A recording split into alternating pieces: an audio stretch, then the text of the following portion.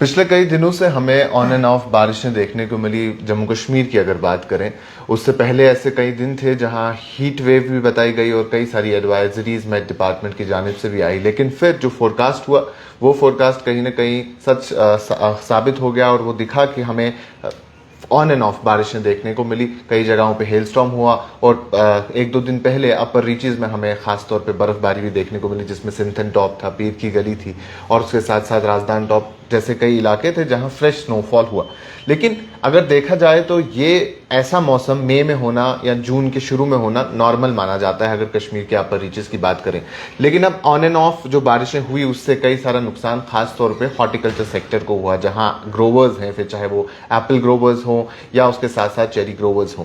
अब आने वाले दिनों में तो 2 से 3 दिन के बाद 7 तारीख को ईद उल अजहा है और ईद उल अजहा पे क्या कुछ मौसम की सूरत हाल रहेगी, यही सब जानने के लिए हमारे साथ डॉक्टर मुख्तार अहमद मौजूद हैं जो मेट डिपार्टमेंट में सीनियर साइंटिस्ट हैं और यही वक्तन फवक्तन हम तक ये तमाम अपडेट्स पहुंचाते हैं। मुख्तार साहब, बहुत शुक्रिया अपना वक्त देने के लिए। पिछले कई दिनों से जैसा आपने फोरकास्ट किया था, मेट डिपार्टमेंट की प्रिडिक्शन थी, ऑन एंड ऑफ बारिशें देखने को मिली और खास तौर पे जो साउथ कश्मीर के कुछ इलाके हैं वहां हेल स्टॉर्म भी हुआ। अब आने वाले दिनों में क्या फोरकास्ट रहेगी? इस वक्त भी अगर हम देखें तो बाहर बारिश हो रही है और ओवरऑल जम्मू कश्मीर की बात करें तो बारिशें देखने को मिल रही है। जी बहुत बहुत शुक्रिया। देखो, ऑलरेडी फोरकास्ट था 2-3 के आसपास बारिशें इंटरमीडिएट शावर्स में रहेगा, खासकर जम्मू कश्मीर के अंदर। और इसी बीच कुछ एक जगहों पे, कुछ एक मकामात पे जो है हेल स्टॉर्म जैसे कल हुए शोपियान के अंदर और इसी तरह डिस्ट्रिक्ट गांदरबल के अंदर भी जो है देखा गया। और करंटली भी बारिशें चल रही है across central Kashmir, north Kashmir और north western parts including Ganderbal. और इसी तरह साउथ कश्मीर में अभी थोड़ा सा क्लाउडी वेदर है। बाकी जम्मू डिवीजन के अंदर भी करंटली खासकर डोडा, किश्तवाड़, बाटोट, भद्रवाह इन सारे जगहों की बात करें तो बारिशें चल रही है करंटली। तो नेक्स्ट 4-5 घंटे, 6-7 घंटे तक बारिशें रह सकती हैं through out Jammu and Kashmir. और कुछ एक जगहों पे जो है हेल स्टॉर्म को भी रूल आउट नहीं कर सकते हैं। जैसे जो करंट हमारा रडार पिक्चर है उस हिसाब से सेंट्रल कश्मीर और जो शोपियान का जो आसपास के जो एरिया है इन सारी जगहों पे जो है थोड़ी सी बारिशें, इंटेंस शावर्स और उसके साथ साथ हेल स्टॉर्म के भी चांसेस हैं। श्रीनगर के अंदर बारिशें हो रही हैं, निशात, शालीमार, इन सारे एक्सिस पे बारिशें चल रही है अभी करंटली। तो कमिंग डेज में खासकर कल 4th को जो है मौसम थोड़ा सा दोपहर के बाद कुछ एक जगहों पे ब्रीफ शावर्स के चांसेस हैं कल भी। और 5th ऑनवर्ड्स मौसम जो है ड्राई है लगभग 11 जून तक।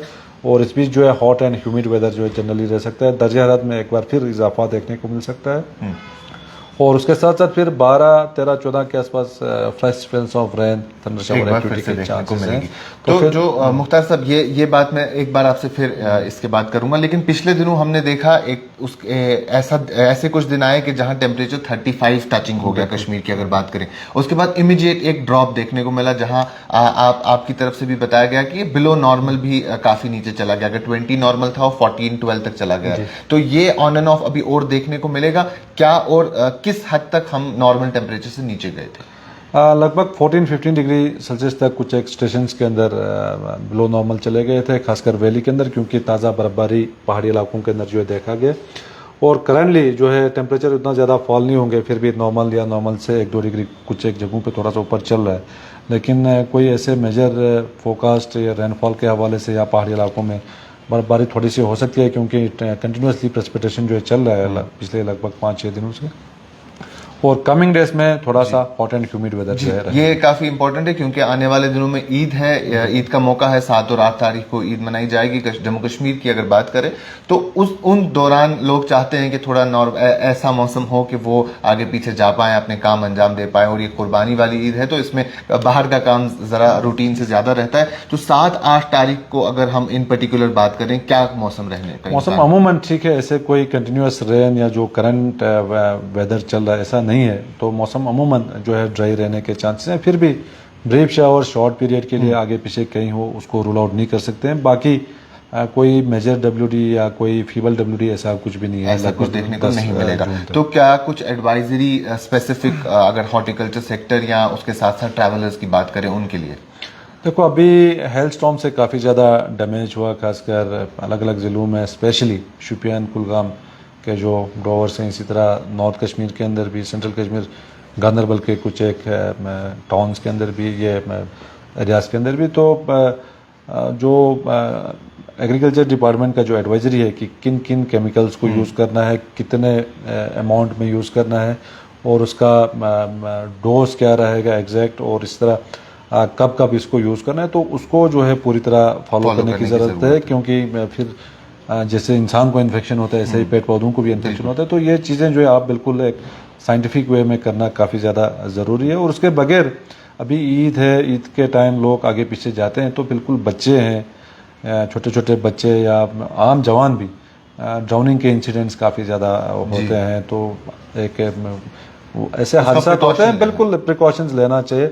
नदी नालों के अंदर बच्चे जो है बिल्कुल एहतियात करें, उनके साथ जो जाते हैं बिल्कुल ये एक प्रिकॉशन लेना चाहिए। लास्ट में मुख्तार साहब, जो आपने ओवरऑल अभी आने वाले कुछ दिनों की 11 तारीख तक की फोरकास्ट बताई, क्या वो सिर्फ कश्मीर वैली के लिए है या ओवरऑल जम्मू एंड कश्मीर के लिए? फिर 12, 13, 14 के आसपास थोड़ा सा light rain, thunder shower activity एक बार फिर जो है देखने को मिल सकती है। इन दिनों हमें टेम्परेचर जो पिछले दिनों की हीट वेव थी उससे थोड़ा कम देखने को मिलेगा? टेम्परेचर भले ही कम रहे लेकिन थोड़ा सा ह्यूमिडिटी फैक्टर जो है बढ़ेगा, तो उससे थोड़ा सा डिस्कम्फर्टनेस आ सकता है जम्मू डिवीजन के अंदर भी और वेल एज वैली के अंदर। चलिए, बहुत शुक्रिया मुख्तार साहब बात करने के लिए। तो ये थे मुख्तार अहमद जो कि सीनियर साइंटिस्ट हैं मेट डिपार्टमेंट के।